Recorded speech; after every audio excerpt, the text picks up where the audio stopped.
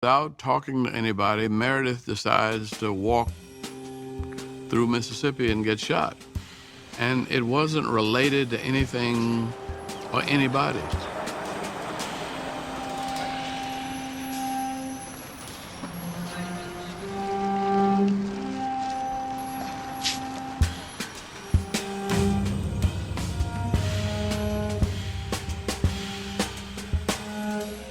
One of the principles of the movement was that you couldn't let somebody get shot or get hurt doing something that was legitimate and morally sound. And of course, there was nothing morally wrong with walking down the highway.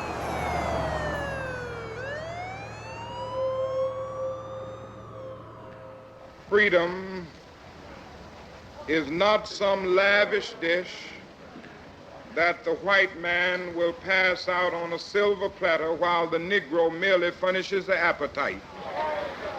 If we're going to be free, we will have to suffer for that freedom. We will have to sacrifice for it.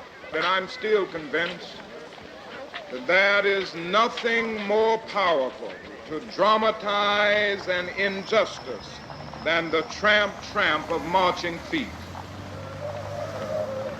Ain't gonna let nobody turn me around. We planned to use the march as a political platform, and we understood this political platform would put us in contradiction to King.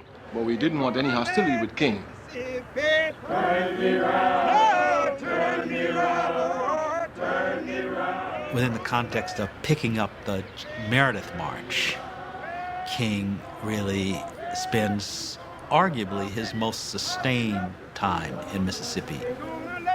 But of course the march was where Stokely Carmichael first utters Black Power, and all the controversy about that swirls around him. We want Black Power! We want Black Power! We want Black Power!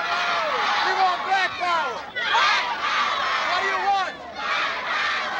What do you mean when you shout Black Power to these people back here? I mean that the only way that black people in Mississippi will create an attitude where they will not be shot down like pigs, where they will not be shot down like dogs, is when they get the power of where they constitute a majority in counties to institute justice. I feel, however, that while believing firmly that power is necessary, that it would be difficult for me to use the phrase Black Power because of the connotative meaning that it has for many people. Most of the decisions along the road as they were debating were King trying to convince Stokely that the problem with Black Power was not that it was too scary, but that the white press seized on it so eagerly. It's not that they're afraid of Black Power, they love Black Power because this is news, because it essentially says there's war coming. The black people are about to make war. That's great news. They love it. We were just having a meeting on a schoolyard, and the school was closed, and we pulled our truck up to serve as a sort of, just to talk to all of the people on the march. When we realized that we were surrounded by police. We don't want anybody to move. The time for running has come to an end. You tell them white folk in Mississippi that all the scared niggas are dead. This demonstrates to us this evening that things still must be dealt with firmly and with power here in the state of Mississippi. Now, don't you know, if we had political and economic power, they wouldn't think of assembling here trying to get off of our own school grounds.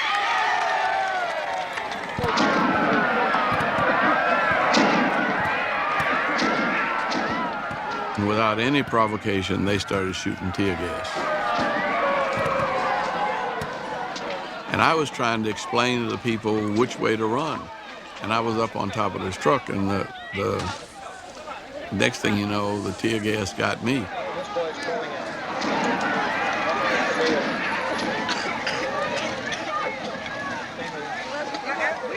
Let's everybody be calm and go to the church.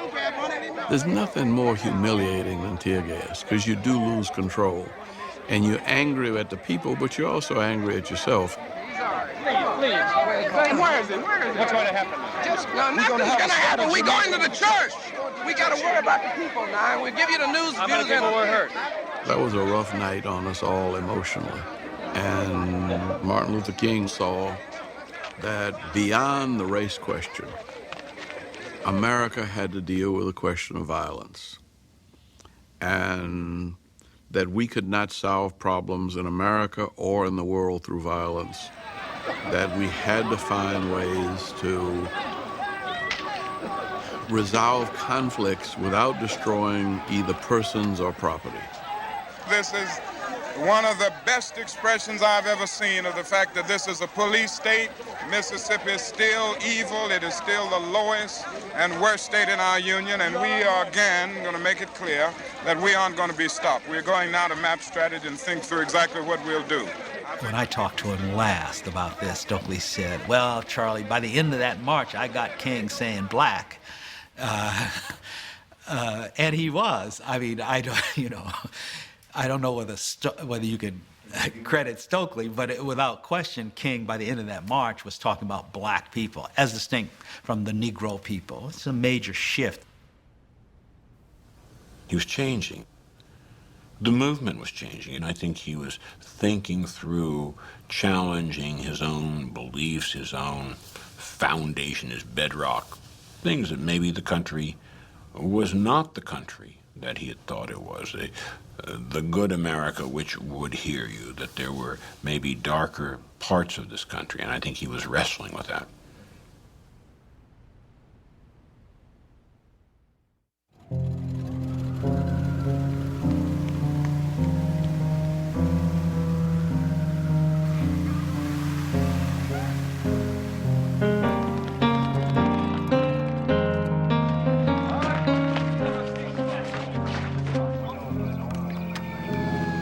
In the summer of '66, Chicago had a riot. The president called me and said, I want you to go.